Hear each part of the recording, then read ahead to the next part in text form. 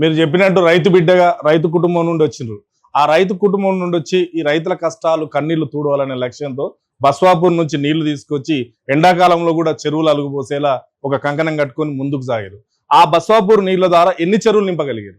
ముఖ్యంగా ఏదంటే మల్లన్న సాగర్ నుంచి వచ్చేటివి బస్వాపూర్ డ్యామ్కు పోతాయి. ఆ బస్వాపూర్ డ్యామ్కు పోయే మధ్యలో గత ప్రభుత్వం ఇక్కడ నీళ్ళు లేకపోతే మేము ఆ డ్యామ్కు కొంత మా సొంత మిషన్లతోటి గండి పెట్టి ఇక్కడ సొంత కెనాల్ తవ్వి మా ఆలేరు సంబంధించి గంధమల నింపితే గంధమల నుంచి 100 చెరువులు, అదేవిధంగా ఇక్కడ అడ్డగూడూరు, బిక్కేరువాగు, తుంగతుర్తి, మోత్కూరు దాకా పోతున్నాయి.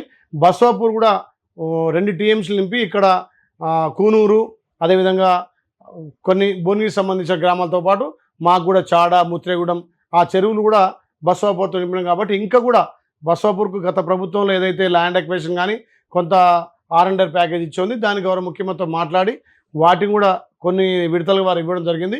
ఇప్పుడు బస్వాపూర్ కొంత ప్యాకేజు, అదేవిధంగా మల్లన్న సాగర్ సంబంధించి వచ్చే కాలువకు సంబంధించి ఇప్పుడు గంధమల్ల ఏదైతే డ్యామ్ కడుతున్నామో దానికి కూడా ల్యాండ్ ఎక్వేషన్ కూడా పూర్తిగా డబ్బులు ఇప్పడం జరుగుతుంది.